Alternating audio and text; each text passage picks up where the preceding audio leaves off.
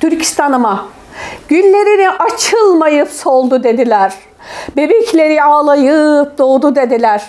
Dedelerim hasrette öldü dediler. Ne oldu Gülistan'ım, gül vatanıma? Ne oldu o cennet Türkistan'ıma? Ecdadımın şanla bastığı toprak cennetti bir zaman, şimdi ise çorak. Gök bayrağıma işlenmiş çekiç ve orak. Ne oldu şanlı yurt gök bayrağıma? Ne oldu Kağanlar yurt otağıma? Neden hala bitmez işkence zulüm? Neden bunca acı, ayrılık, ıstırap, ölüm? Bin canım fedadır gelse de ölüm. Gelir mi hürriyet sen otağıma? Gelir mi can vatan cennet bağıma?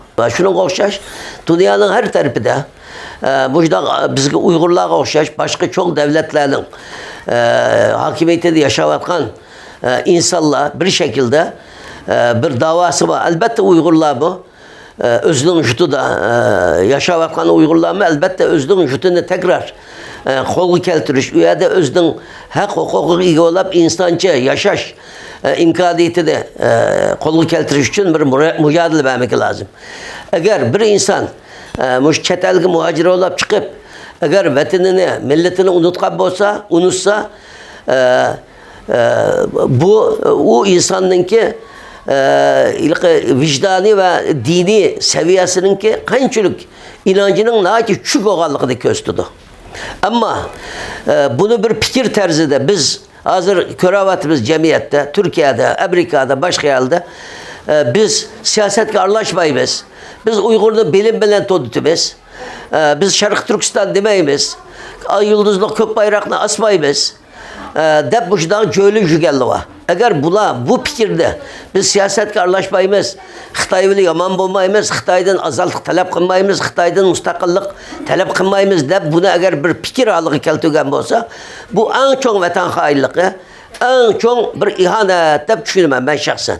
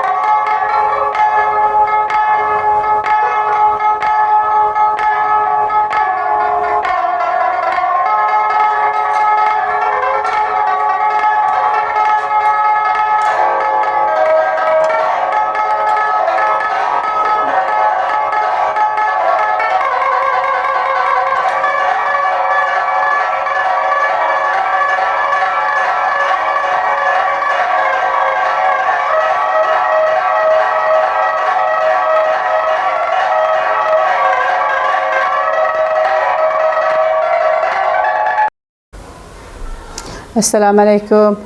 Hoş geldiniz. Aydın kızımız yaxşımı, salamet oldunuz mu? Biz bilen vatan hakkında bu Şarkı Türkistan davası hakkında sözleşkilik yapsız. Hoş olduk. Rahmet. Bizning hayatımızda soraysız. Biz Şarkı Türkistan'dan Yakan Qashqar tarafından çıkan 1961 yılı 4 kabili bilen çıkan Uygurlardan bizdeki ailelerimiz. Bizde şu 3 yaş 4 yaşında çıkan ona meşakkatlik uzun yoldan keyin 3,5 ay 4 aylık bir yol azabı, yol azabı, gor azabı deydiğin gap var, siz bilmeysiniz.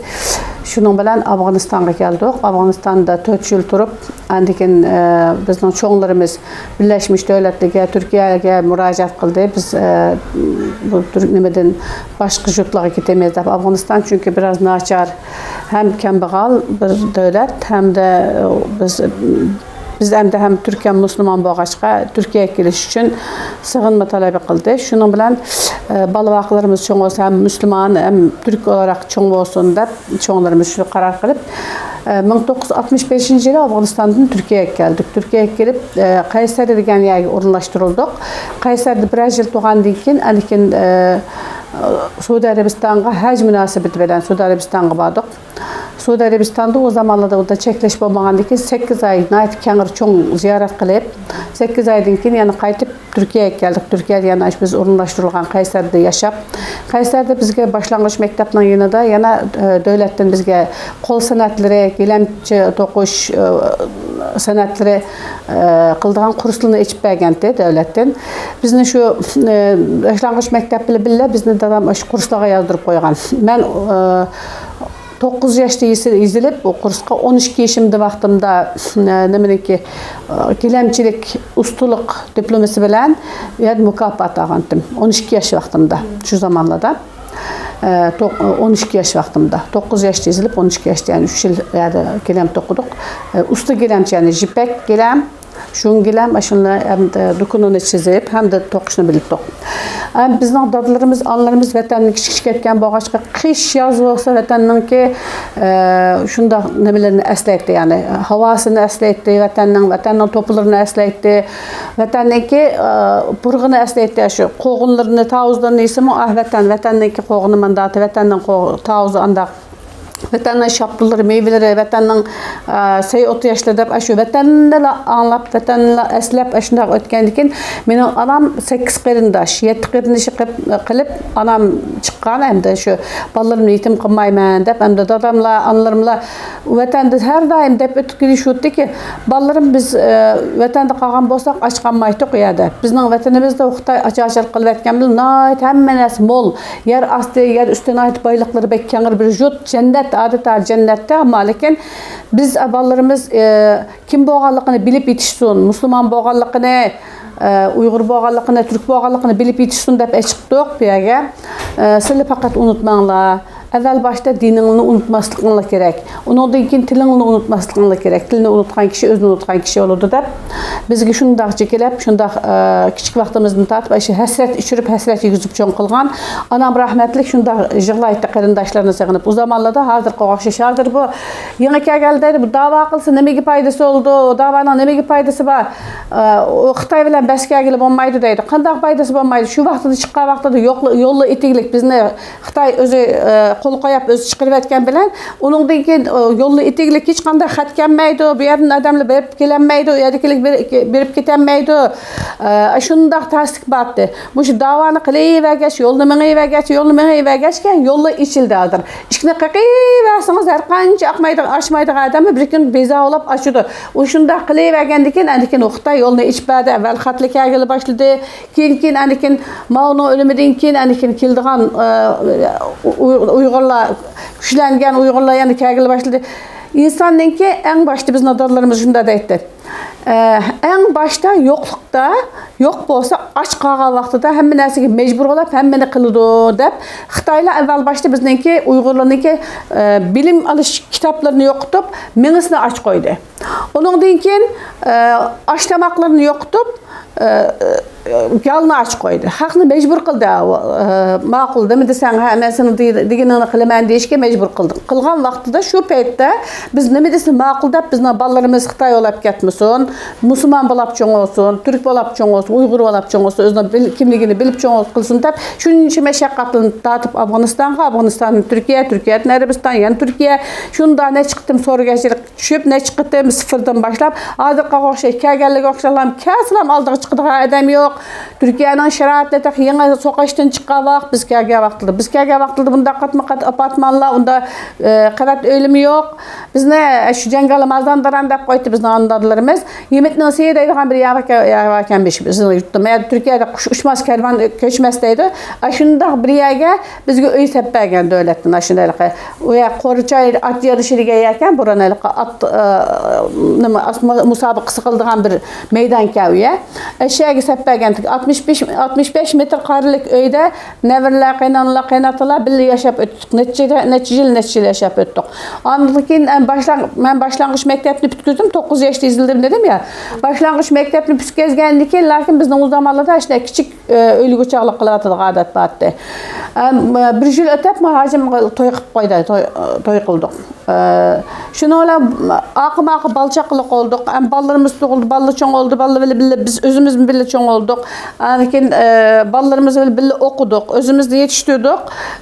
Hem dava kılış için davanı kolundan koymalıdır. Tam rahmetlik Afganistan'a destek gelgende Uygurlu bilen Şarkı Türkistan Uygurlar muhacirler, Uygur muhacirler cemiyeti deydiğen cemiyetini kurgan adam rahmetlik min adam. Seyit Abdülveli Han hocam degen kişi.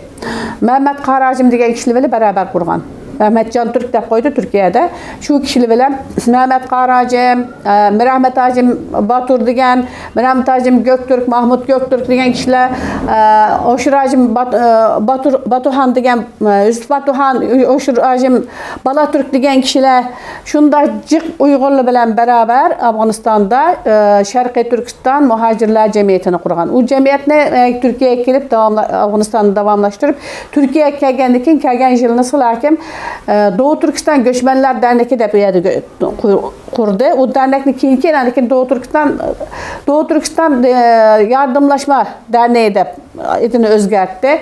Aşına kalıp bugün gününe geçe kelgen şu dernekninki ilk temelini sağan kişiler bizden dadlarımız. Onun için hazır Kayseri'de yetişken hem yaşla şu bizim fikrimizde çoğun olan bu ağaçka az kılsın cık kılsın Kayseri'deki Uygurlar Şarkı Türkistan davası için şunda bek fidakarlık kılıp kilovatı hazırlıkçı. Çoğunlarımızın şunu kılgan bu ağaç, yaşlarımızın şunu kılıp kilovatı. Hem bizde atalarımızdan vesiyeti doğrusu da yol elip menip fakatla özümüzden tilimizni, özümüzden ırp adetlerimizde, dostkan seliş adetlerimizde, toy türkün adetlerimizde, ölüm itim adetlerimizi yuturup koymadık. Hazır kelgen Uygurlu bizge deydi, neçe yıl oldu vatanın çıkıldı, 55 yıl oldu desek, vay hazır hiç unutup kalmapsılar Uygur telanını unutup kalmapsılar deydi. Bizden öyle gelip bizden da yaşam şartlarımızı köygendikken, vay bu akasanlaşıyor, fakat vatan yeni çıkandaki de yaşayıp gelsinler deydi. Biz şunda yaşamak zorunda. Eğer biz mücadele kılımız desek, eğer biz Şarkı Türkistan davasını kılımız desek, cihat kılımız desek, cihat kılış degen şu kan tökeşle emez, evvel başta bir insan özünü kutkazgan zamanda anikin vatanını kutkazgılı oldu. Özümüzü yoktup koyup, o zaman vatanını kutkazamayız biz hiçbir zaman. Aileni kutkazış lazım evvel başta. Hazır kelgenlerin Uygurlarını görürüz, bazılarındaki çaşlar degen başında Sovettek, Amerikalık makinesi Amerikalık emez, Alman makinesi Alman emez, Fransız dese Fransız emez, Türk dese Türk emez, Uygur dese Uygur emez boyunda bolap ketken Uygurlu ba. Yani birge bu haklı deydi bizden ama Türk dostlarım bekçik, mencik toplumu geçirme. Her yıl neçe toplantılar varımız. Şey deydi ki bu Uygurlar demiş ki bu İran kültürüne kılıp aldı. Senin Türklerine Uygur tarihlerini okuyumuz hiç Uygur tarihleri bunda İranlıkla Şialı'nın tarihlemesi yok bunda kapanıp aldı deydi. Bu tesettür degen sadece ayal kişiye özüne er kişine özgü cevap kılmakta şekilde kiyiniş degen oldu. Ama sizin kiyiminiz degen ait şunda çıraylık orta, şunda güzel kiyingen kiymiş bir oçuk yeriniz yok. Yani taşkırın bir kim kösü vay kız var bir çıraylık giyinip de hep çıraylık mı boyamını kıptı bunu. Bir yani körü olay deydiğen Ya yok, bunlar kiyilse o zaman bu Müslümançılıkka doğru keldi. O qara kiyimni kiyip algan bile közde degenge taz sumu degende şundaq bek tartıp qaşlıqını itip kelgen toplay terleke qalsa adam yana bir qatam qağız kelip xotun kişinin içkeydi o kelgen nästirge. Temaqlar degen yaqqan qana o biçim o kelgen kiyimni mişerden gap qılıp mangsa o qapalı kiyip algan çıraylı xanımlar aş beyazı qusuluk vat gap qıp mangıdı. Şundaq çık gap qıp mangıdı. Ama biz gap qılsak da bu erkin şäge çıkıp yaşında kiyimizdi de sizle oçuk yaşayırgan boslu birip Jungo'da yaştadaydı. Şarkı Türkistan diyemeydi, Jungo'daydı. Ama lekin eşeğe berip meni eşeğe yaşışqa meni teklif qılıdı. Ben elbette eşeğe berip yaşaymayım. İnşallah vaqti kelgen vaqtida jenimiz bir daha biz uyga berip bizning uya vatanimiz biz tashlab etib kelgan emas. Bugun kungacha nima ish qilyapmiz? Shu vatanni. Nima ish qilsak vatan uchun bir xizmat qila olaymiz deb. Bizga bir kim voy she'r yozing, vatan uchun she'r yozsangiz sizga mukofot beramiz deganlik uchun she'r yozgan emas. Vatanning için işimizde işqiyat bo'lgan için işimizde çok bo'lganlik için yazgan she'rlarimizga haqna bergan mukofotim edi. O'tgan yil erkan Ahmet so'raganda nechidan mukofotingiz bor deb mening 42 mukofotim bormiki degandim. Qolsam 50 dan oshiq mukofotim bor ekan. Hem she'r to'g'riliq, hem tamoq kitobi to'g'riliq. Mening 3 tane she'r kitobim bor, men 2 tanesini chiqdim, endi birisini topolmay qoldim. Bu she'rlar nurg'unlagan televizyonlarda, radiolarda, bugun kuncha o'zimiz o'qidik, boshqa bolalar o'qidi. Xalqarалық şairlerin yazgıçılığındaki toplantılarga meni her daim davet kılıyordu, yığınlarga. Uygurcha tilim Türkçe könep ketdi. Xalqarалық yığınlarga bizni teklif kılıyordu. Biz berip şu yerde Uygurlarni temsil qilamiz. Biz Türklerle işe vaqtida Uygurchani aralashtirmay Türkçe qilamiz, she'rlarimizni Türkçe o'qiymiz. Onun için Ahmet Egamberdi'ninki yani bu sürgün hükümetininki Cumhurbaşkanı deyimiz, Başministerininki Hicran Derdi degan kitabını Arap alfabesi, Uygur Türkçesi, Türkiye Türkçesi, Latin alfabesiga tercüme kıldım. Bunun aldıda yani Süyüngül Canişef Hanım bu Kazan Tatarlarıdan Süyüngül Canişef Hanım şu Şarkı Türkistan'da tıbbi mektepte okuvatqa vaqtida Xitaylinki nimesiga uchrab necha yil 11 yil zindanlıda yetib shundacık mücadele qilgan Uygurlar uchun mücadele qilgan haqiqiy mücahid bir hanım efendi. Bu kitapni ben Türkiye Türkçesiga tercüme qilgan. Yani bu Şarkı Türkistan'ın bo'lmasa bo'lmaydigan Uygurlarning aşxana baylıqları. Bu ne yaxshi ko'rishingiz kerak. Bu kitapni ben 7 yil üstüde dedim qilib çalışıp şu halga keldim yani tiriştim. 7 yil tirişip nim qildim. Nemişqa bir yilda mutugaydi o kitap. Ama lekin men ta 1995 yil TGRT televizyonuna bir tamaq chaqiribdi. Onu aldırdım bizde nurg'un televizyonlarga chiqqan ama o televizyonda bana mında deb sordu. Bu Laza degan nim degan bo'ldi deb sordu. Biz bugün gün için Laz'ını yep ketdimiz ama anamızga bu Laz'ı degan nim degan bo'ldi deb so'rab bakmaptimiz. O Laz degan men aldırıp bilmeymen deb desem bana ayıp bo'ldi. Men Laz'ı degan lezzet köküdün gelgen gap. Bu Laz'ın lezzet köküdün aralışıp bugün kökün işkegiçe lezzet olap şuningdiki haqni ağzıga Laz'ı degan gap asan keldi şunda bo'ldi desem keyin o gapninki asta shunda chiqib qoldi. Am lag'man degan nim degan bo'ldi deb so'raydi. Lag'man etdik ya yani lag'man etganki lag'man degan nim degan bo'ldi. Bu lag'man degan hejab biz so'rab bakmapmiz. Lag'manni etganni yaptık. Yetishni o'rgandik, lekin lag'manning nima bo'lganligini bilmadik. Yani so'rmadik yani çünkü o'rganmadik. Lag'man degan mening tamoqim degan bo'ldi dedim. Keyin men o kitobni yozgan vaqtida onu araştırsam shu Qashqarlı Mahmud atımız Divan-ı Lugati Türk'ni yazgan kişi şunu emmesine oçuklamasını izahatını izlep koyaptı. Lag'man degan gap keyin aralışıp kalgan gap. Lag'manniki asl ismi sozma aşken. Sozma aş. Sozap etadigan aş olgandiki sozma aş. Yani bu lag'manning jiq kişiliğe etadigan 25-30 kişilik mimarlığı etadiganni onu bağlama aş deydigan. Mesela biz gangpan deyimiz, Aqbolo deydiganmiz. Xo'shang devalimiz, onu yağ mantısı deydiganmiz. Mantı, dilimi bildiğin mantı hem de Uygurlar mantısı. Petir mantı var, bolaq mantı var, yağ mantı deydiganmiz. Juvava devalimiz, su mantısı deyimiz. Çöçüre çöş büyüre. Çöçürüneki büyürüneki küçük balısıga okşutup kılgan dep aşında bir nimesi var yani efsanesi var çöçürüneki. Bu tamaklarınki isimlerini ügünüp bununki efsanelerini okup anın digine bu kitapını tayarlagan bolgandaki 7 yıl kadar vakit ketdi.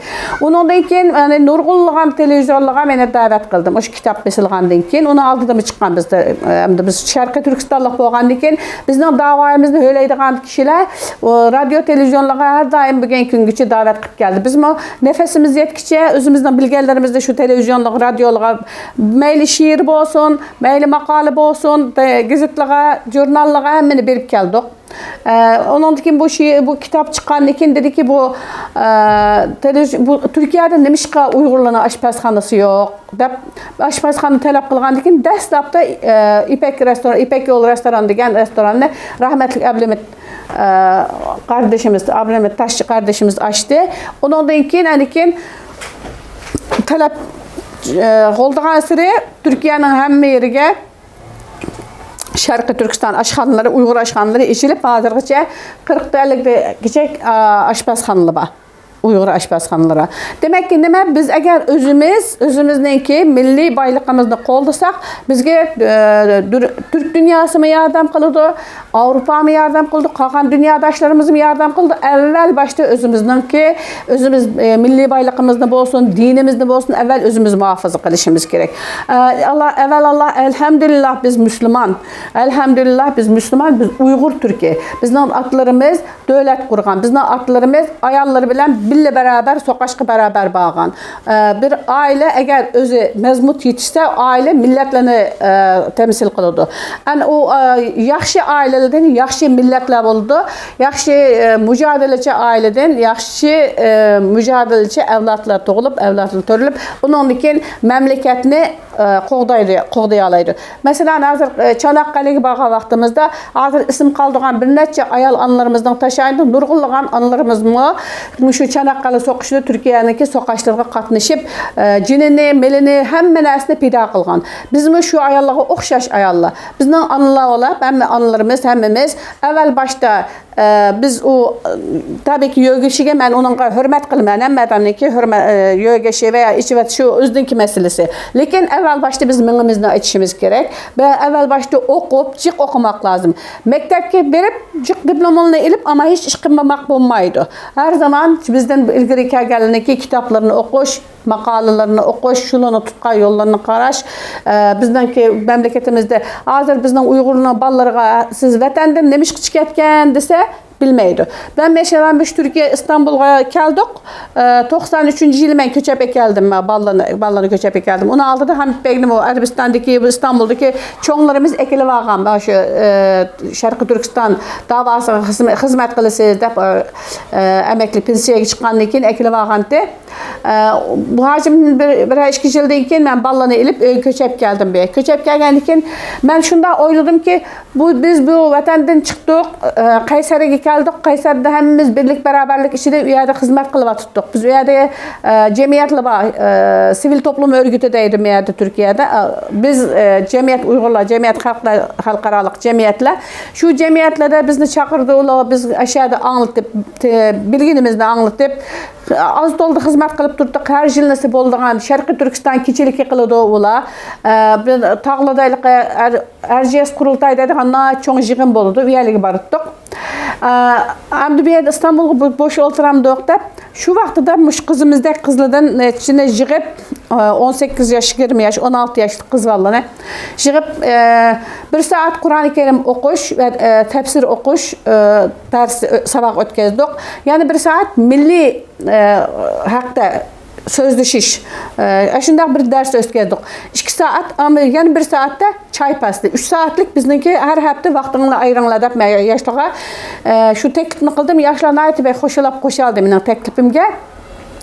O Kur'an-ı Kerim okuşu tekliflerimiz ki holdap çoğlama koşulduğan boldu. Yani o kızlarımız bağan sıra kilim bolap ketkendikin, çoğla ulu koşalgandikin, kilim boğan kızlar bazıları Kazakistan'a, bazıları Suudi Arabistan'a, bazıları bir şey ketken boğandikin, o çoğlarımız koşalgan jığın takımı holdap Türkiye İstanbul'daki hem yeri de Zeytinburnu, Sefaköy, Merter diye yerde her haftanınki malum günlerde çarşamba, perşembe, cuma günlüklerde Kur'an-ı Kerim okuyduğun vaktlerimiz saat ayarladık. Şu günlerde şunun dinkin aşağıda yana biz kim nemişki geldik vatanımızdan nemişki çıktık.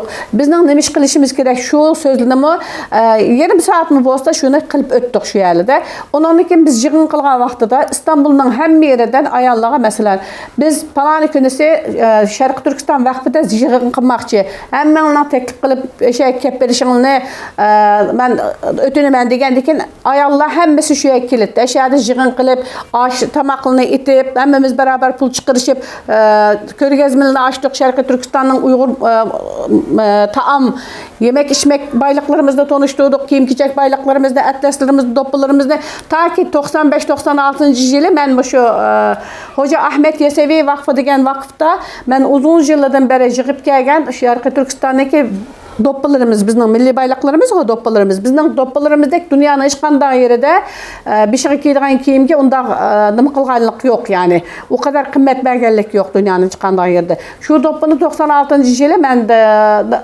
körgezme içip şu körgezmede bir yerdeki Uygur hemşehrilerimizdeki katkısı bilen Uygur taamları, Uygur yemek içmekleri ve Uygur kiyim kiyeceklerini tanıtıp yani 8 yaş 14 yaş aralıkta oğal kız ballağa usul, marş, nakşiye aşılını ügütüp aşağıda körgezmede kösetkendikin oğla Naytibek kızgın karşılap Naytibek alakadar boğandikin onu yani Kastamonu, Erzurum, Ankara diye yerde yani her yıllisi devamlaştırıp onunki Şarkı Türkistan vakfıda her yıl şununki sanayi devriyesini kıldık.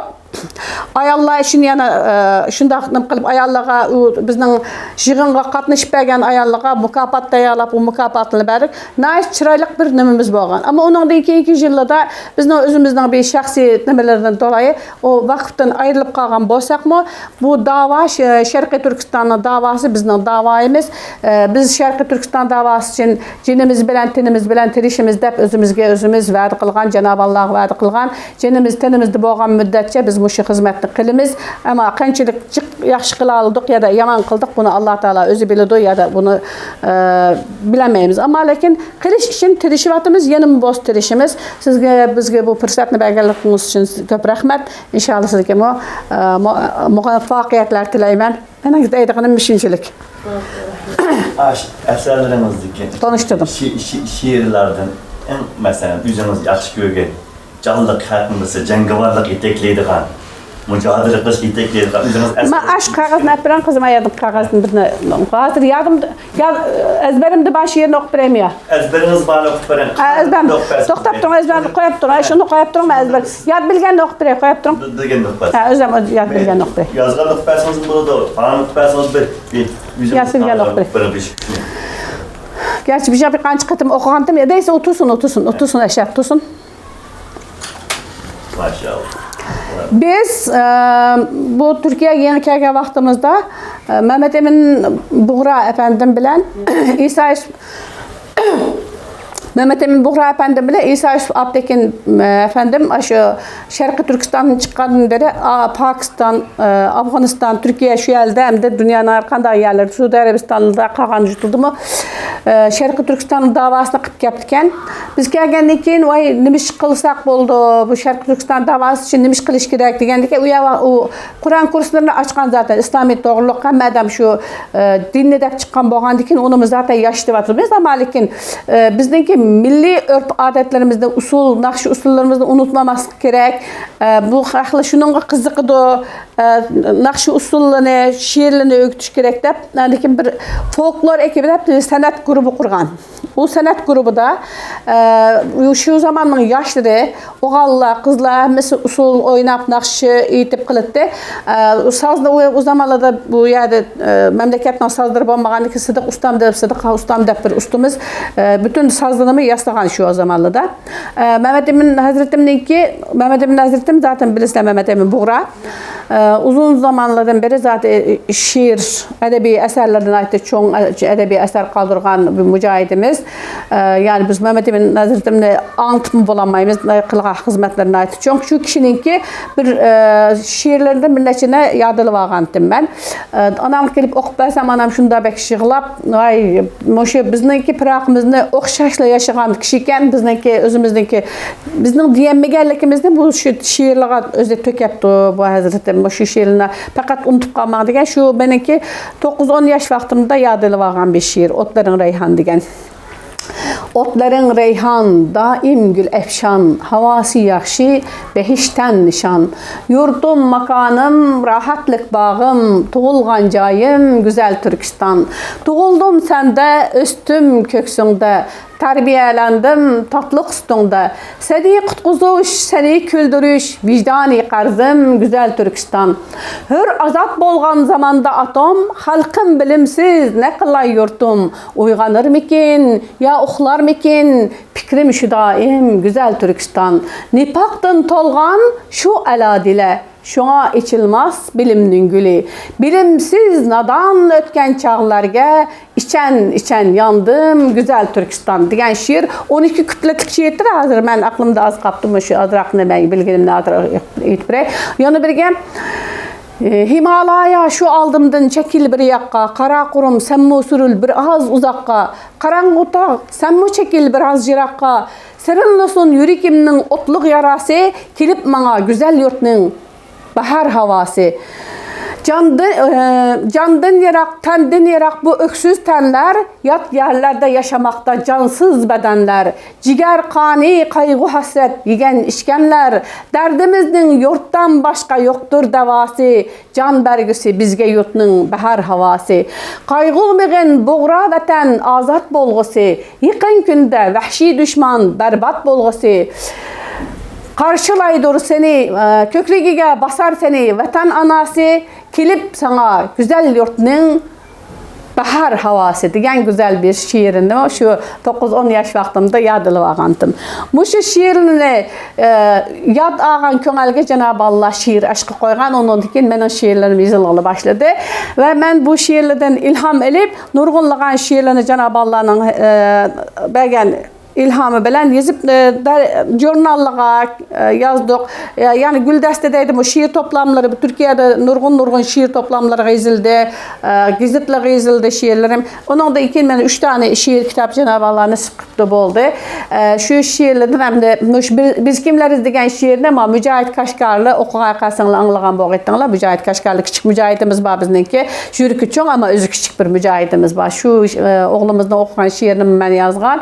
Yani Türkistan çocuğu diyor ki de bir şiirini bu jülmen Mersin uluslararası şiirde okugandım oğluna etibek hoşalap ketdi bu. Bu şu tam uygulanıyor ki ballarının hemmisini yadesini gerek bir şiirken de. Ama ben hazır kısa bir şiirini okup gepimden tamamlay. Türkistan'ıma güllerini açılmayıp soldu dediler. Bebekleri ağlayıp doğdu dediler. Dedelerim hasrette öldü dediler. Ne oldu Gülistan'ım, gül vatanıma? Ne oldu o cennet Türkistan'ıma?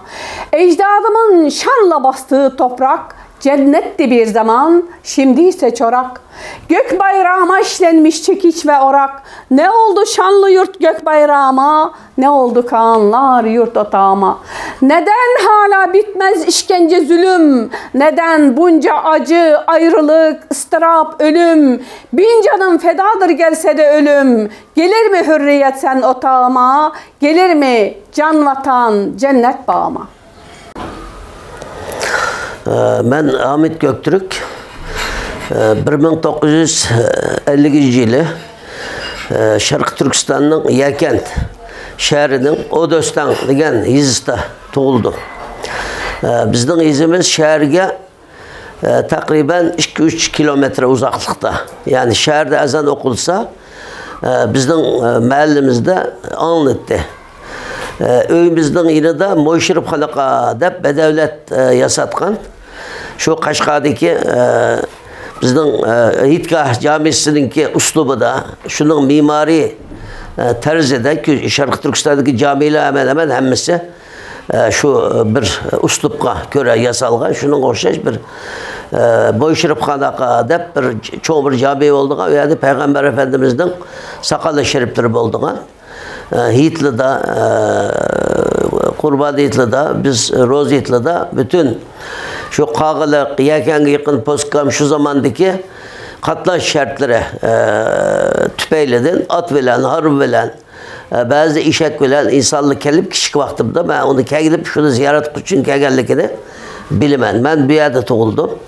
Bizden ben naite Xitay erbiyesi, xalq azatlık erbiyesi emas, xalqni yo'qotish erbiyesi, xalqqa zulm qilish erbiyesi.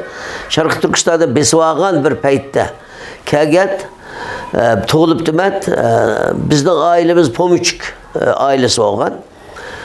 Bizning uylarimizda bütün ikki dana tugumimiz bo'lgan.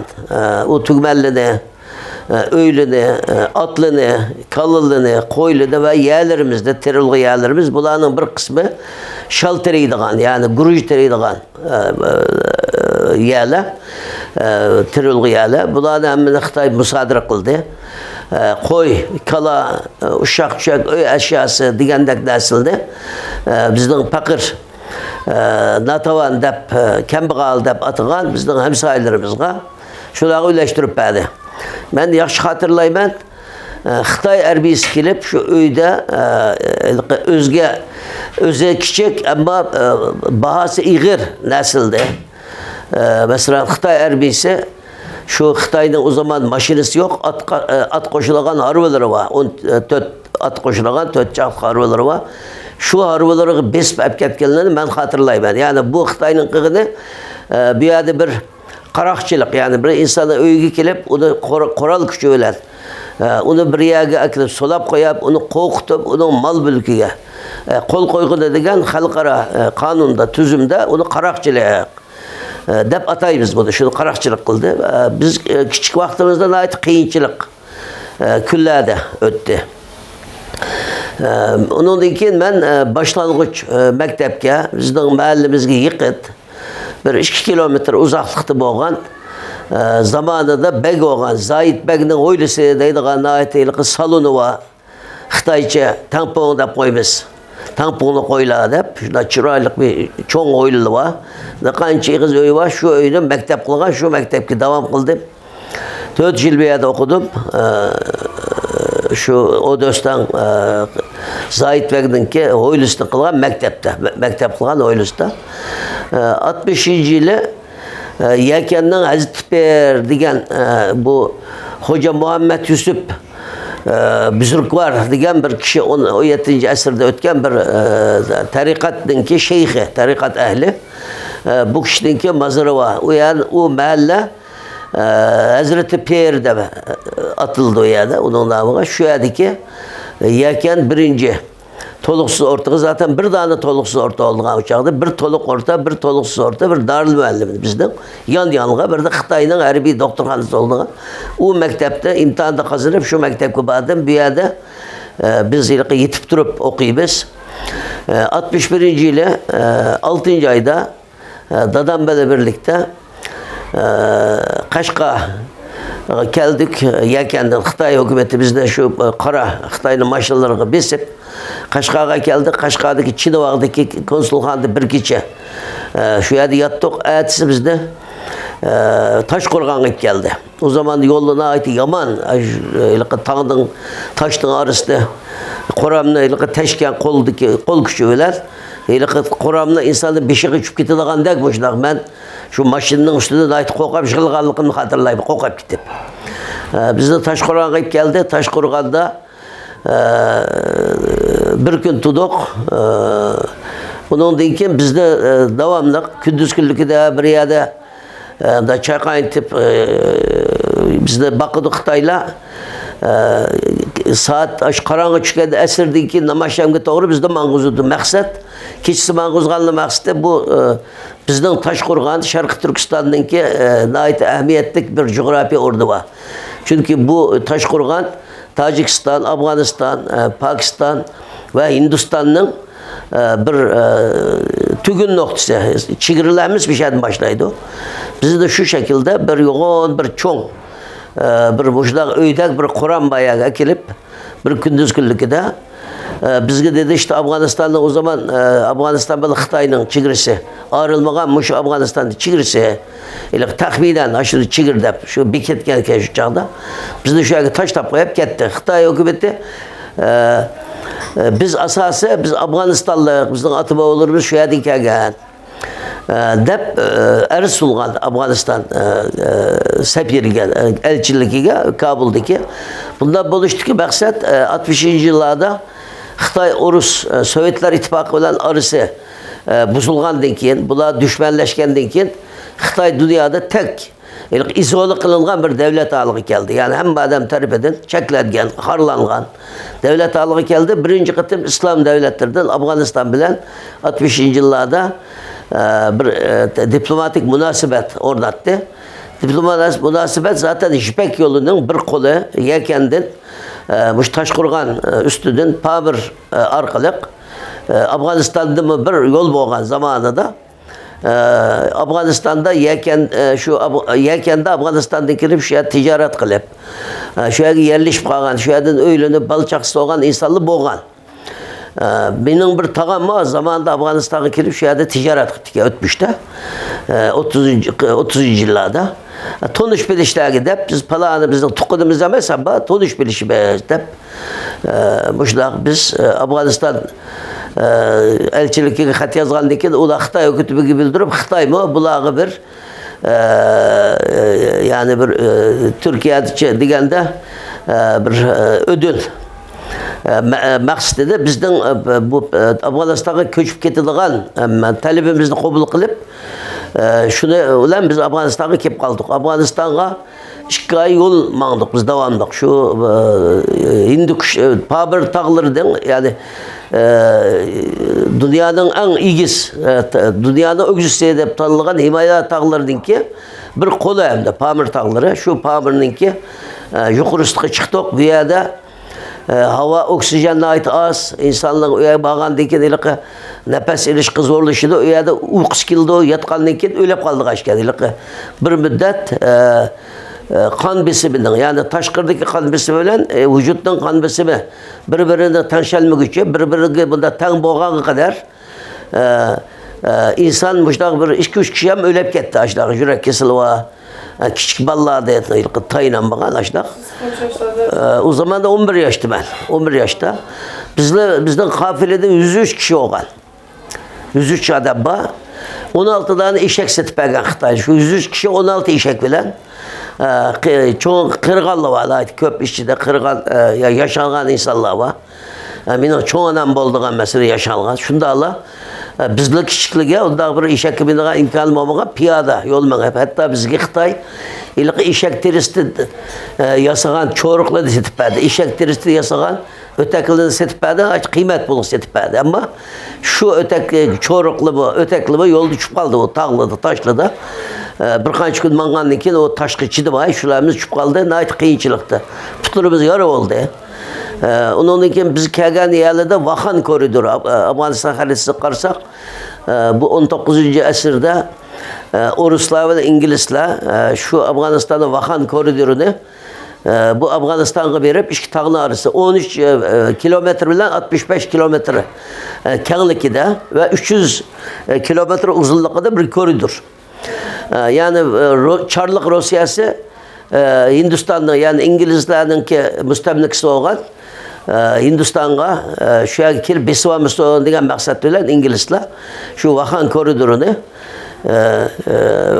Afganistan'a verip Afganistan'da tarafsız bir devlet süpütü de onu kabul kıldırıp şu şekilde bu çigra meselesini de hal kılganken biz kelgenimizde o Pamir'da, Vahan'da Afganistan'daki hiç qanday bir harbiy kuch yo'qkan. Ya'ni bir harbiy kuchi bo'lmagandek bunda ma'muriy bir amaldarim yo'qkan, yani bir nimasi yo'qkan. Biz Pamirga keldik. Pamirga kelgan vaqtida bu Rahmonqulxon 90-yili Turkiyaga kelib Mishada vafot bo'lib ketdi. Shu Pamirdagi 5000 atrofidagi qirg'izlarningki xon ekan o'zi. Haqiqatan men ko'rdim. Mushtaq ishkilarni qo'ldig'ichisi bo'lgan qurolliq, o'zidagi endi tapancha, esiqliq, yosh vaqt ekan bizga kelib qurut, ayron, go'sht kelib bizni ziyorat qilgandi. Ya'ni men uni xotirlayman. Biz şu şekilde şu Pamir'deki Kırgızlarınki yardımı bilen 9 davanda bir davam oldu iken. Bu nahayet korkunç. Korkunçalık yani onun şartları. Nahayet ikiz davan. Mesela Eçkü'nün yolu dediğimiz Türkiye'de keçi yolu deyip koydu. Eçkü mağalaydı. Yol nahayet. Tağınan bir yol ama pes. Ya da nahayet kattık bir derya akıdılmış Afganistan bilen bu Tacikistan, Özbekistan'daki çigrisini belgüleyen Amu deryası var. Yani tarihte Araplardan Mavara'ın Nehir digimiz yani Mavara'ın Nehir diyen Arapça deryanın karşı tarafı, öbür tarafı diyen söz. Şu derya işte devlet arası çigirken şu deryanınki kolu.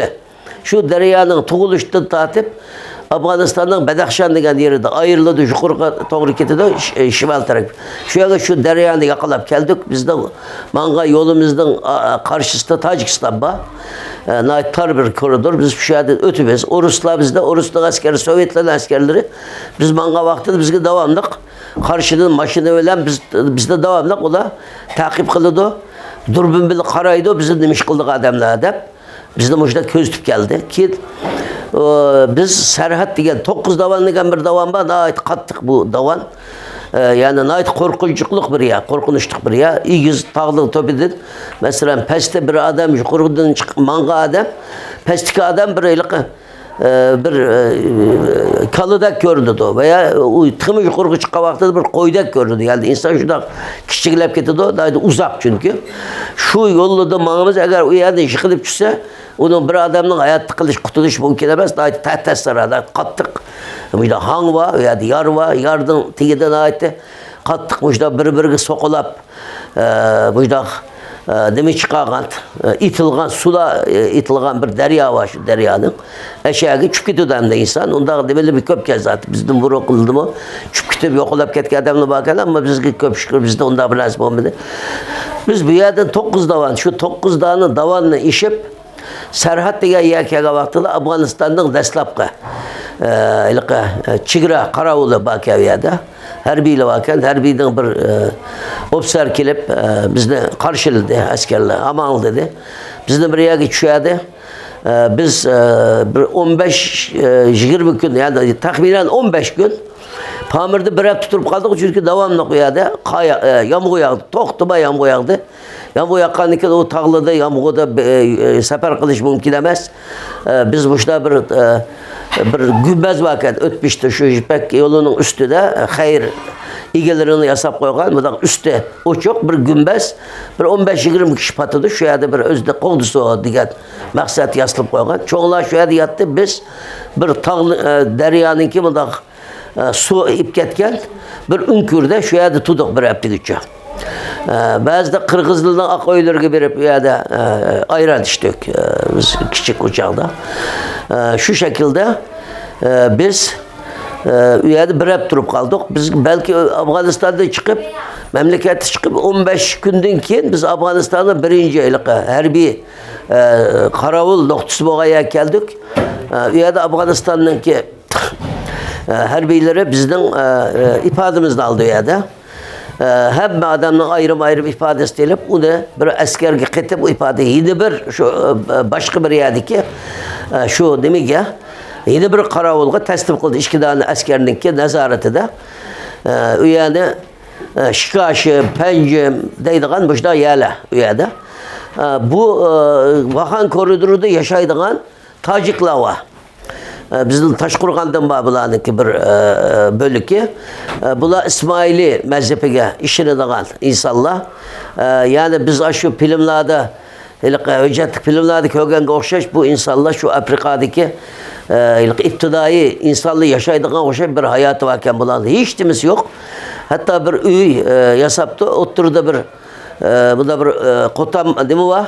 Olak var. Ta hayvanlar o haşyaydıgan, yabiyaydıgan. O olaklınki bir tarafı öy, bir tarafı hayvanlarınki iğil. Bulup şurada yaşaydıken hatta ayarlarınki o zaman da kiydiğen kiyi bu bulmağa ayarlarını gördük biz mesela şu yerde. Ula bizden yardım talep kıldı. Biz onlardan yardım işte nam berenler, şunu berenler, bunu berenler dep ulağı talep kıldığı diye de ula bizden bir nas talep kıldı. O kadar insanlığına ait bek natavan, bek fakir. Bu şekilde biz üyeden ötep bir yerden bir 10 gün takriben 10 gün ötkendik ki Afganistan'dan Pencim diye yerde birinci o yanın hakimlik oğaya geldik. Üyede bizim bir maşinaya hükümette özün maşinleri varken şu maşinlere gelip biz de Afganistan'dan Badakhshan degen şehre gelip geldi. O zaman da 50 yıl 60 yıl burun komünizm dünyada hem insanlığın kokulduğun bir veba mikrobu da bu bizge bu mikrop bizge yuqib qalsa biz yomon bo'lmaymiz deb u kommunizmdan hamma odam qochadigan vaqti bizim bir komünist sistemdeki bir memleketden kelganligimiz uchun bizga bu bulunaydi şüphe bilan qaradı Afgan hükümeti. Bizde bir Afganistan'da bir çok camiye karıştık bir bağ varken bir iş var. Ama öbür dersi yok. Dağı daraklı var. Şu bağın içine nazarat koydu bizde. İşte tüyde asker var. Çünkü biz komünist devletten geldik. Belki yani komünizmle biz yani bu insanlar biz halbuki komünizmden kaçıp geldik ama komünist zulmünden kaçıp geldik ama bir yerdeki Afganistan'da hükümeti bunun komünist buluş mümkün. Bizge hatarlık buluş mümkün. Bizden devletimizge ziyan zahmet yetiştirişi mümkün. Diyen maksat olan bizde bir yerde nazarat koydu. Talağı çıkamaydı. Afganistan'ın, şu Badakhshan'ın adamları bir işçi ağaları bizge ilgili nano, onda bir tamak ekipirdi bazıda 103 adam var. 3 kişi yolda ölüp kaldı zaten. 103 kişiden 3 bir çok ayal, bir 2 kişi vallahi ölüp kaldı. 100 adam Afganistan'a geldik. Hatta biz insan atın, hayvanlardan tıkımı çıdaştıkken bu demeler yolunun azabı çıdımay o 16 tane eşekten hepsi yolda ölüp kaldı. Hiçbirisi kalmadı. Yığır olan. Atlı mı ölüp kaldı yani. Bir 2-3 tane at vardı. Bizim bildik ya birisi ağan şu atlığı devamlı bingellikten o yolunun azabı çıdımay atlı mı ölüp kaldı aşağıda. Badakhshan'a gelken vakti da. Bu şekilde geldik. Onun için bizde keyin Afganistan hükümeti qaytırıp atılgan oldu. Nimaga? Ama memleketke. Bu komünist memleketin keldi o. Bu ilgirde bizdeki devletimiz için hatarlık buluş mümkün. Dep undan mı oldu? Onun için bizden adamlar maddi gidimden dim kılmaysa bu da hem öz ara depreyde. Yani biz o da demkama yani bu özümüzden sır hem de Uygurlar'daki bir ayıbımız çok. Bizdenkiler her bağa yerde birbirine mındak şikayet kıldıgan, birbirine çakıdıgan bir çakçılık, bir milli kesel bunu demişsek bulmaydı çünkü. Şu yaman yolladın, şu yaman şartladın, şu yol azabını birlikte tatip kelgen insanlar birbirine çaktı Afganistan'da. Bu komünist Avukhtay'ın casusu, andak bundak bu da hep çakan deyken bizde Afganistan'da hükümeti bizde kaytır ütedam oldu. Kaytır vakti ben şu zamanda bir 11 yaşta bala hiç unutup kalmayayım ben şu ayallah çoğunlana şıklap dedi ki bizde kaytır etsiniz. Kaytır etkenle onu dedi Afganistan'dan bu şu Abu Deres şu yerde daha kattık. Dehşetlik bir derya tağdı kilidi. Nahayet yaman suyu. Bir adam çıkıp gelse o adam bir kurtuluşu mümkün demez. Bizde bir şeyde taştı ötüğünü biz bir şeyde ölüp gideyle. Bizde Afganistan'a Xitay kaytırıp hemenla. Dedi.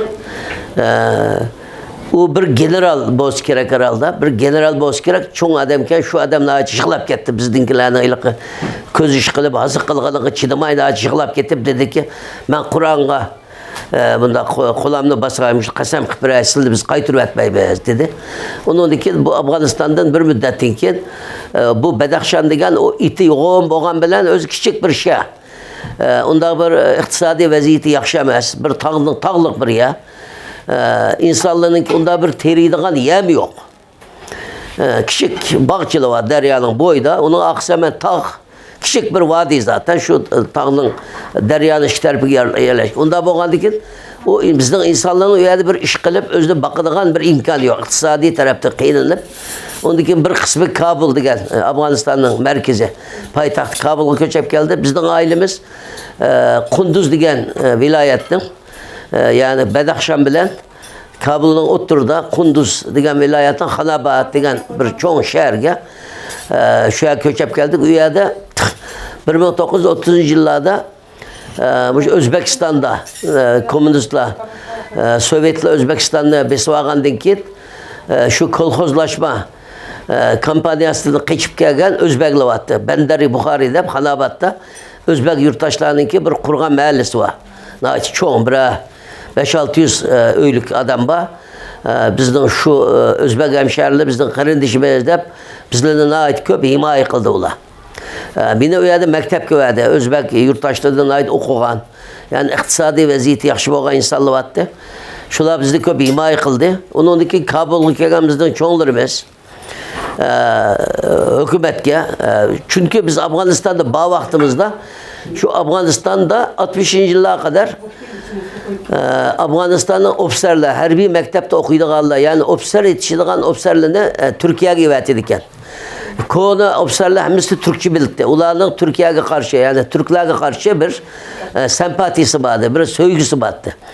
Ama 60. yıldaki kelgen hükümetle bu Türkiye'den asla ayrılıp, Türkiye'de uzaklaşıp Sovyetler Birliği'ne şu okuyduğun, Lüçüklü'de, harbi mektepte okuyduğun ofserlerine hem de Sovyetler İttifakı'na ivetip, bu Sovyetler İttifakı'da bunu okuğa baktı da hemiz komünist olup, komünist fikirli bilen. Bir yerde tolap kelgellik şu zamanda Afganistan'da asla şu komünizmninki, sosyalizmninki nemesi battı. Tesiri battı asla. Kim bir saylam oldu şu zamanda şu komünistler bu saylama katıldı uçukçu dedi yani biz Afganistan bir Şorevi devleti yani Cumhuriyetler İttifakı Şorevi diye Farsçada mundak nimde biz koşma birbirine meslahatleşilen yani birbiriyle fikir almıştırdıgan bir devlet kurmayız deyip aşıda bir fikir battı. Kim bizden bunun bir sebep hem de bu bir yerde komünist olup kesse bizden günümüz kıyım boludu bu bir yerde kurulan komünist hükümet bizge yaş gözlülük karmaydı da bizdenkiler Afganistan hükümetiyle müracaat kıldı. Bizden müşda vatanımız Xitay'ın kol astıda Xitay'ın işgaliyeti de bir yerdeki insanlığı müşdana ait kıyınçılıkta biz müşdanın dert elimini müşda Afganistan'da bir hür bir memleket bu memleket tutup biz dünya cemaatçiliği anlasak degendinken Afganistan hükümeti deydi biz bir tarafsız küçük bir devlet bizden Sovyetler İttifakı bilen Xitay Halk Cumhuriyeti bilen ait yakın münasebetimiz var. Bizden bu yerde onda bir cemiyet kuruş, bizden kanunlarımızga ait muhalif, kanunlarımız doğru gelmeydi. Sırf Türk oğaldaki Türkiye'ye gidip şu yerde kılınlar. Ötmüşte Afganistan'da mı cık Özbeklermiş Türkiye'ye kayıtıp gelgen ki 50. yıllar, 53-54. yıllarda. Digendikin bizden çoğla hemisi Allah'ın rahmetine kavuştu. Bu benim kaydı tabi oldu aynı zamanda. Abdülhan hocam da bir bizden çoğladı. Şu bizim Afganistan'a gelgen yurttaşlarının ilgili kelgenleri demiş. Onun liderlerdi. Ondaki ötken yıl vefat oldu Mehmet Karacım diyen. Bu ve onun okşaş çoğladın. Bula İsa Efendim'den o zaman İsa Efendim Türkiye'de İsa Efendim'in adresini tepip İsa Efendim'e deydi. Biz bu işte Afganistan'a geldik bu kadar insan var. Biz bu işte Türkiye'ye gitmek isteyiz diyendikin.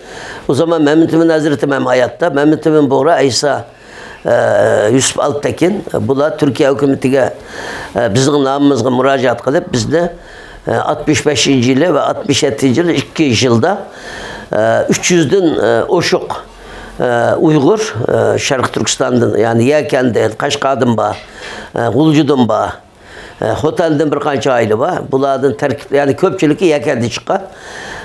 Bularni biz Birleşmiş Milletler bizde Afganistan'dan mülteci deb qabul qilib, mülteci pasportu verib bizga. Şundan Türkiye'ye geldik. Türkiye'de o zaman şurada bir kanun varken Türkiye'de.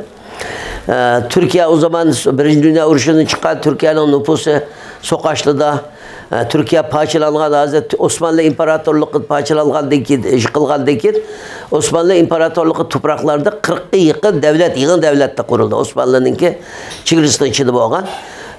Osmanlı'daki o yığın devlet bo'lgan devlet dedi ki insanlar Türkiye'den ayrıldı. Onundaki Sokaşla türlük iktisadi ve içtimai sebepler tüfeyledi. Türkiye'den nüfus o zaman ait azip ketken 11 milyon etrafında. Ama Türkiye çok bir memleket. Üyede işlep çıkarış için bir narsa yığıdın bir narsani şunu ötüp çıkmak için insan gücüne ihtiyacı var. Türkiye'de iskal kılış yani topraklık iskal kanunu degan bir kanun çıkargan. Yani chet elde yaşavatkan Türklerden hükümet bularni iskanlı göçmen yani bunu yerleştirildiğin göçmen degan bir nam aslında bularga öy yer verip bularni Türkiye'ye yerleştirilgan şunda kanun bakın biz bu şu kanunninki paylı edip biz Türkiye'ye kelip Kayseri degan şehirge yerleştirdi devlet bizni. Şehrin içinde çünkü bizden kelgenlerinin köpeği hemisi bir höleven insanlar. Bir mesela bizden ailemiz bu dihan bo'lgan bo'lsa hem de köpçülükü höleven şehir içinin kelgen insanlar olganlıktır. Bizde bu Kayseri bir sanayi memleketi. Kayseri'de bunda yer yok. Bularga bir de teriydigan teril yer yok. Boğallık için bizge öy verip, sermaye pul verip biz de Kayseri'de şu yerge yerleştirdi. 65. yıla 10. ayda geldik biz hazır. 61. yılın 56 yılın içinde. Yani Türkiye geldi 51 yılın içinde. Memleketten çıktı bu kızga 56 yılda içinde. Ben 11 yaşımda çıktı hazır 66 yaş girdim.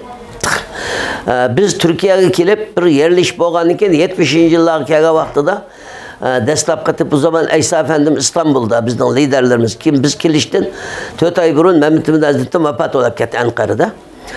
O zaman da 53. yılı Türkiye'ye kelgan köpçülükü yani %90'lık bölümü Kazaklardı Beydağı kelgan Şarkı Türkistanlı Kazak qarindoshlar vardı. Şu İsa Efendim şu Kazak qarindoshlardaki şularning iştirakı bilen, şularning yardımı bilen bu Şarkı Türkistan Muhacirler Cemiyeti'ni kurup İstanbul'da şu davanı Şarkı Türkistan meselesini anlatıyor tüptüken.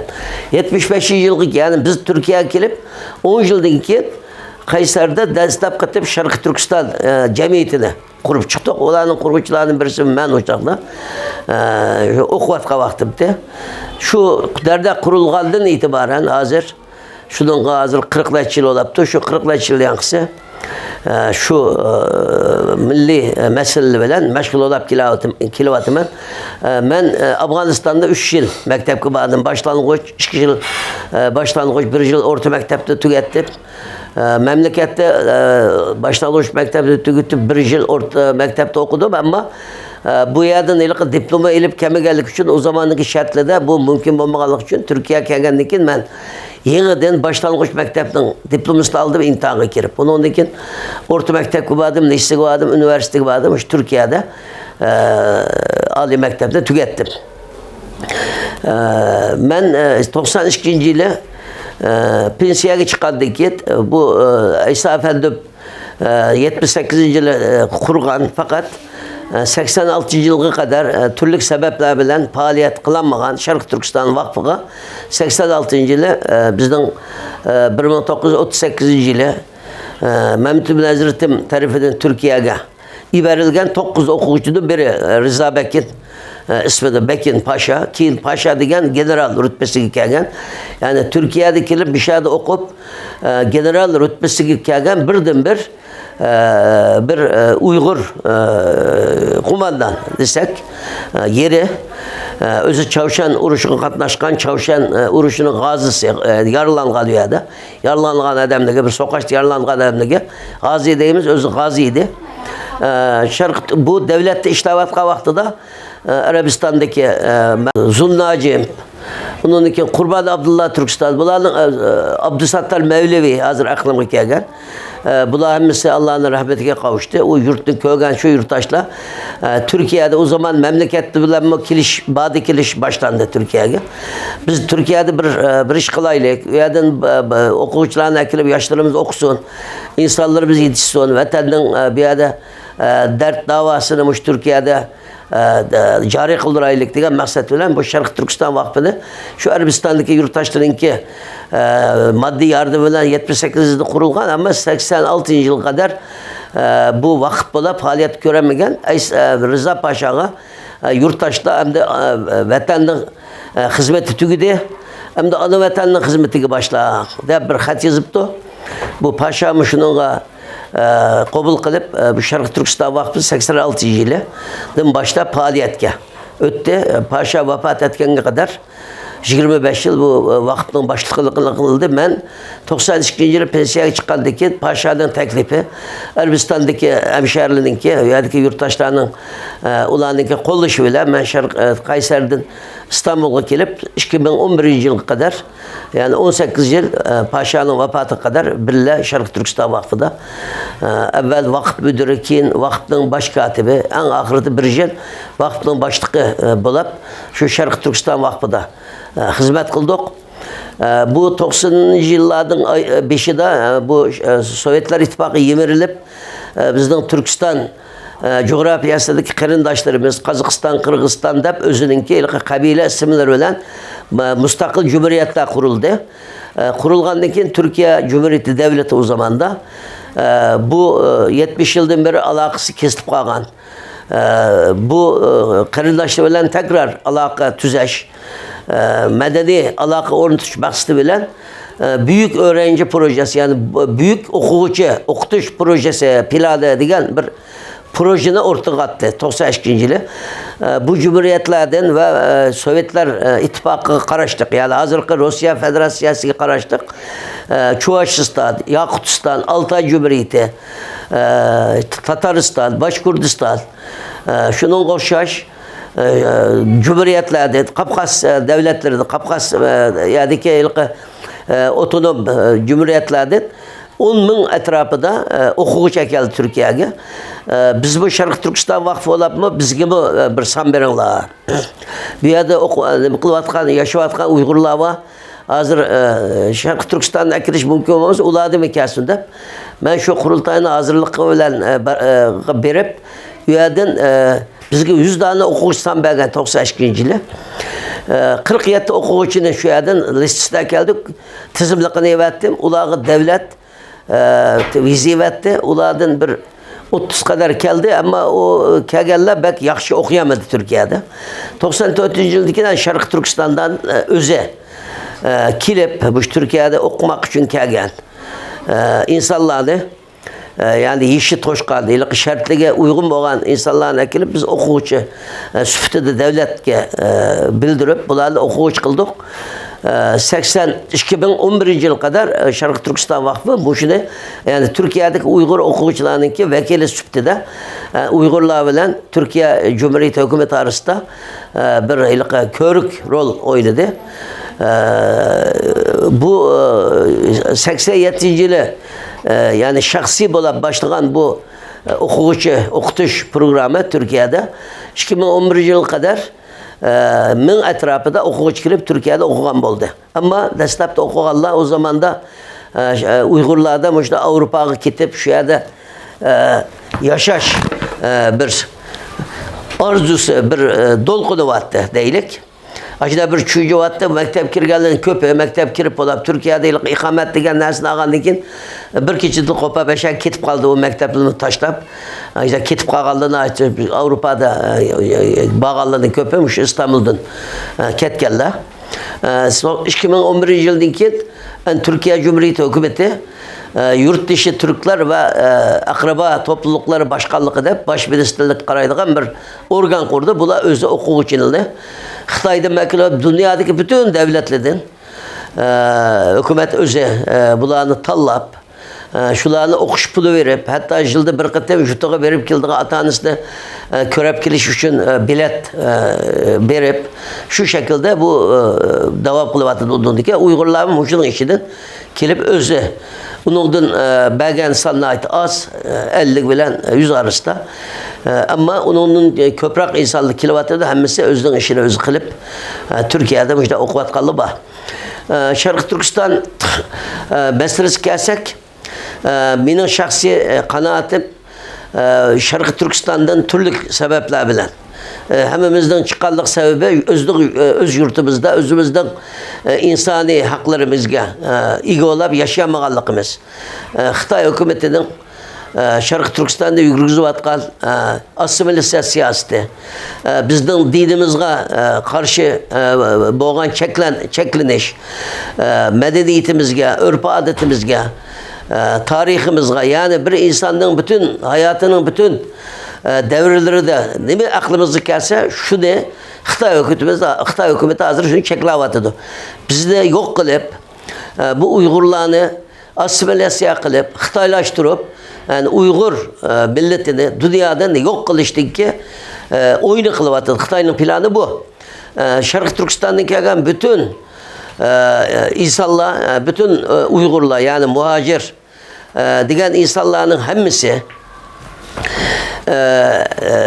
hammasi şu sebepten geldik. Yani özümüzden yurtumuzda şu yerda yaxshi yashash, normal hayatımızda devam kıldırış imkaniyeti bo'lmaganligi uchun biz bu yerga keldik. Bu yerga kelgan bir Uyg'urning meningcha birinchi vazifasi shu yerlashgan bir davlatga yerlashib, bu yerda bir xotirjam bo'lib, o'zining shaxsiy ehtiyojlarini qamdagandan keyin shu vatanida va u yerda yashayotgan, zulm ichida yashayotgan qarindoshlarining dard davosini bütün dunyoga anglatish. Yalnız Uyg'urlar emas, bugun Tibetliklar qilyapti. Tibetliklerin sürgünde hükümeti var, Hindistan hükümeti bunu kollaydı. Garip elleri, demokratik memleketler bunları kollaydı. Mesela Filistin meselesi var. Yahudilik gelip Filistin'den öz vücudunu kollayıp İsrail'de bir devlet kurdu. Ulağı üyede yaşaş hakkın bəmatıdı. Bunları Arap devletleri kollayıptı. Keşmir meselesi var. Şunun okşaş, dünyanın her tarafında burada bizge Uygurlar'a okşaş, başka çok devletlerin hakimiyetinde yaşayotgan insanlar bir şekilde bir davası var. Elbette Uygurlar bu. Özünün jutida yaşayotgan Uygurlar mı? Elbette özünün jutunu tekrar qo'lga keltirish, u yerda o'zining haq huquqiga ega bo'lib insoncha yashash imkoniyatini qo'lga keltirish uchun bir mujodala bermak lozim.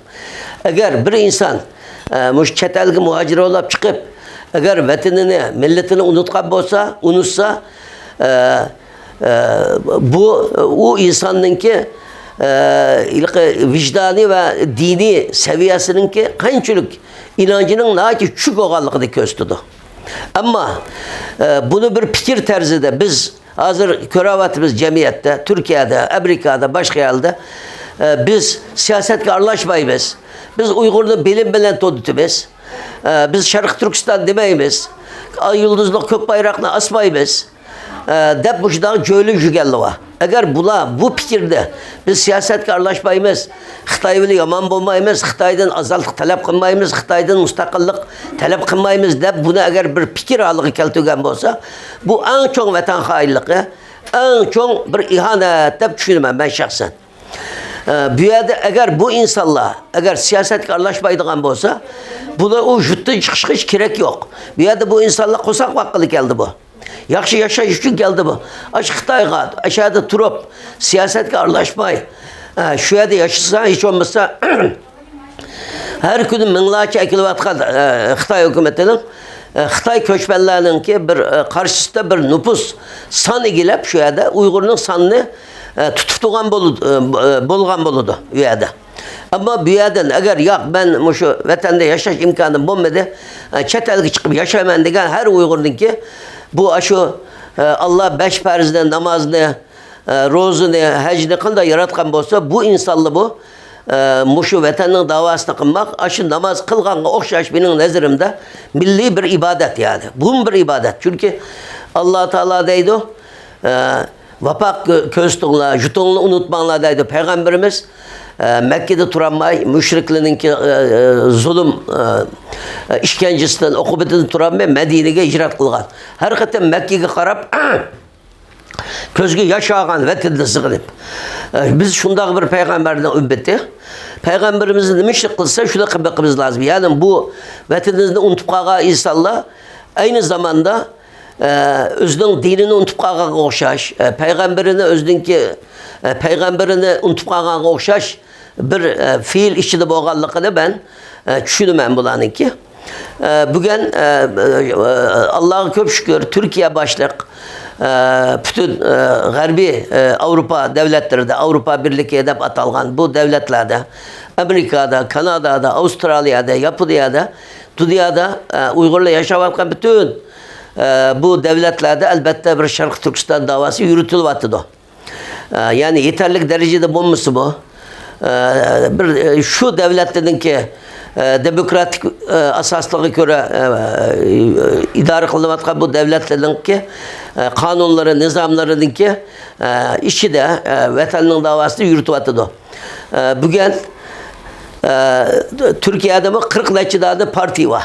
Bu bir devlette bu partilerin buluşu tabii bir neyse. Allah bizini yaratkan vaxtıda hemimizge ayrı bir kabiliyet belgen, ayrı bir oy seviye belgen, oy fikir belgen.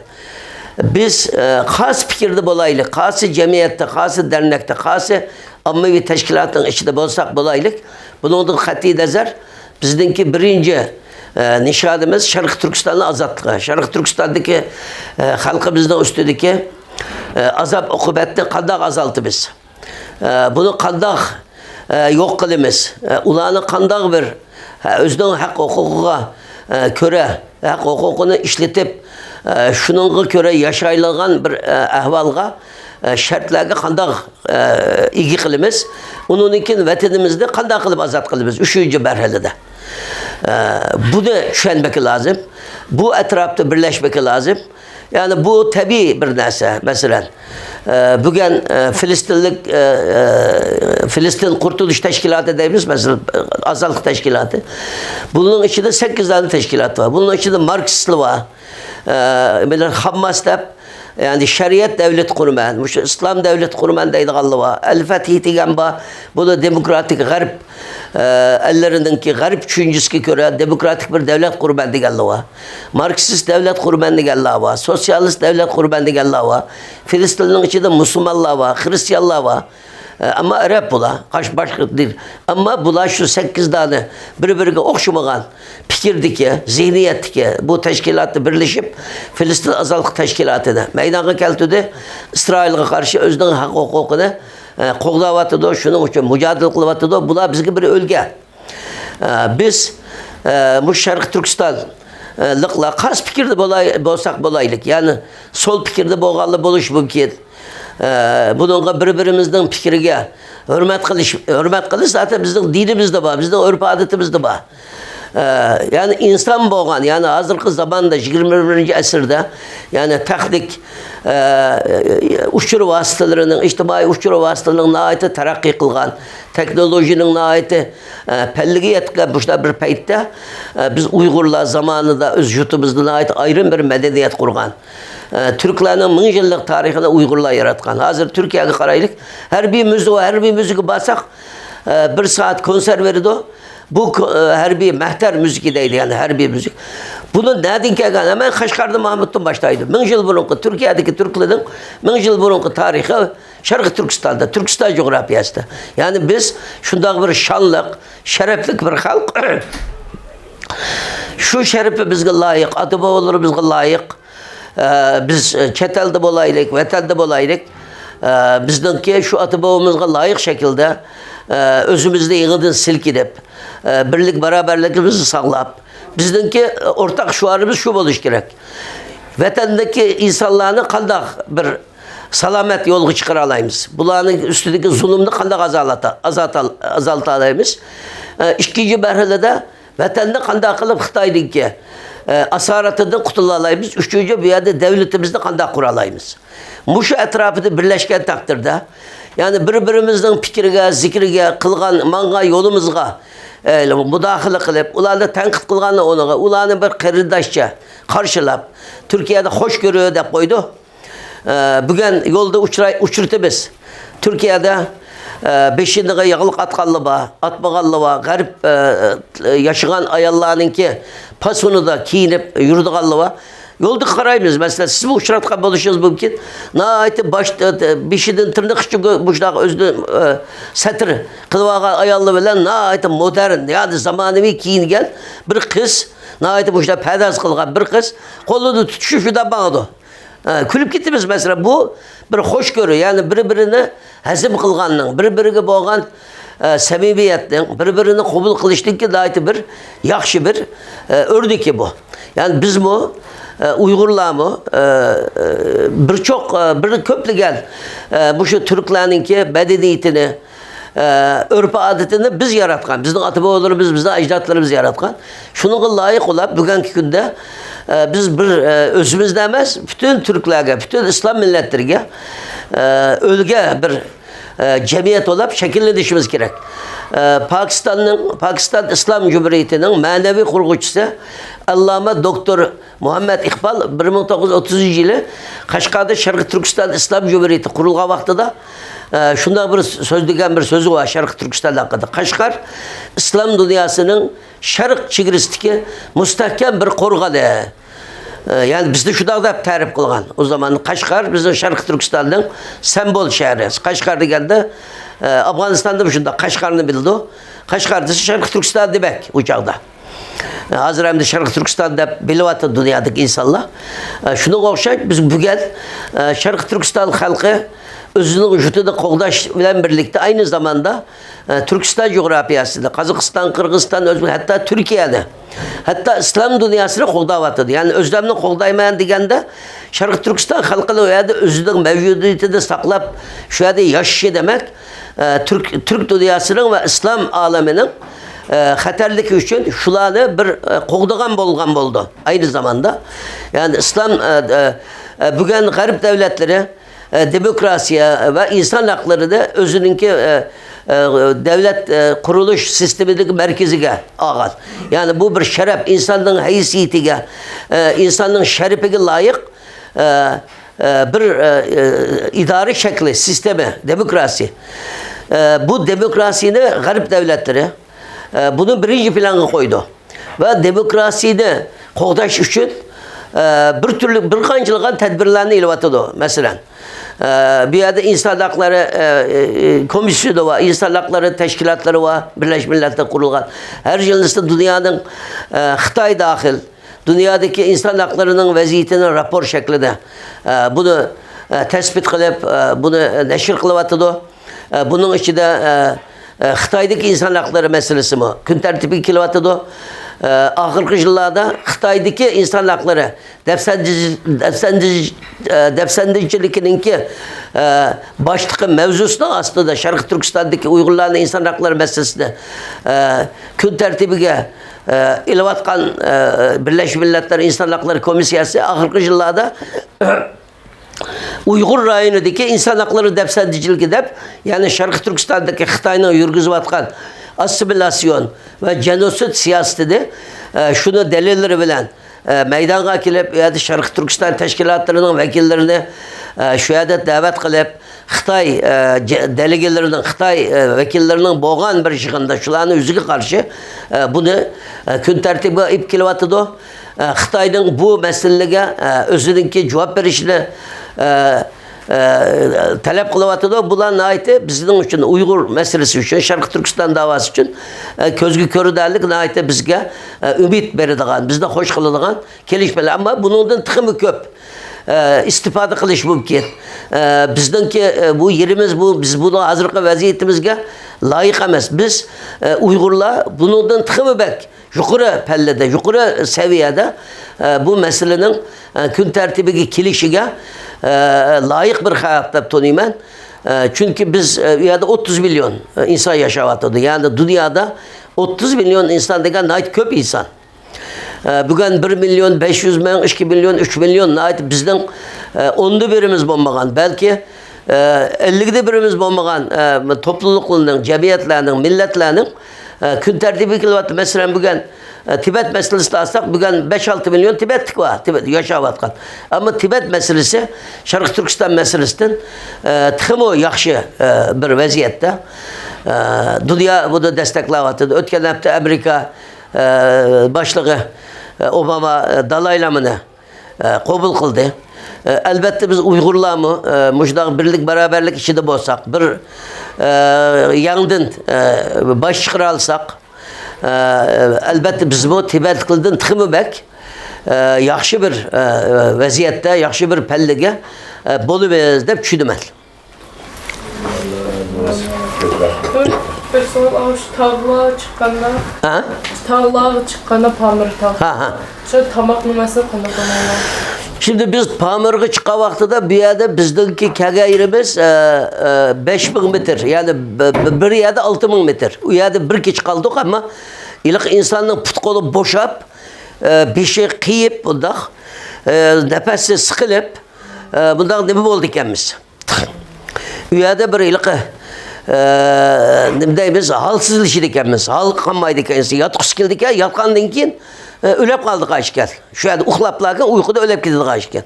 Ama bir iki gün yerde da hareket kılgandan keyin Allah şurada yaratıp insanın vücudunu taşkırdaki havanın ki besimi 15 ton 1 santimetre. Karıga 15 ton. İnsanın jürikinin besimi 1 santimetre. Karıga 15 ton. Bu dengeleydiken, ten olduken. Mesela bir yerde oksijen az boğanlık için ot köymeydiken bundan. Parlak köymeydiken ot. Tütün çıkıp durduken, su kaynamaydiken. Çünkü 100 derecede çıkanda elindeki su kaynadı. Biz yerde kazanlığa dibine koyuyoruz. Sunu koyuyoruz, kaynayı bizde köven kırkızlı değil ki o. Sizinki Şarkı Türkistan'daki okşa onda pohur kaynamaydı o bir yerde. Muşdaklı içle. Kaynamaydı ki. Onun için o tağlarda dağ darak hiç yok. Maysılı var, kökte çimen var yerde. Ama yerde bizge kega vaxtıda mesela bizden ailede 16 kişi vardı. 16 kişiye 2 tağa girdidi. Yak koyan girdidi. Biz buradan bıçaklı kesip onu kurutup yaz güllük idi zaten altınca. Şunu tağa ilvagan. Şunu şu suğu çılayımız. Onu zaten normalde o katlıklarla ilgili olmaydı.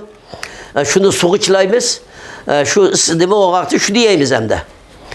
Şundan özümüzden nem kıldık. Yollarda pes küçük vaxtıda Pamir'den pes küçük vaxtıda mesela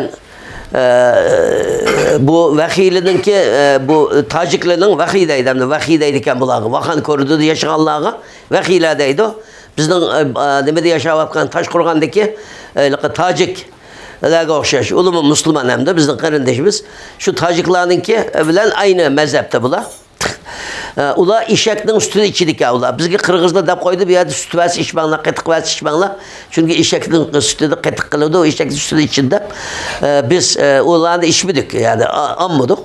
Ama belki nalları da bazıda aldık.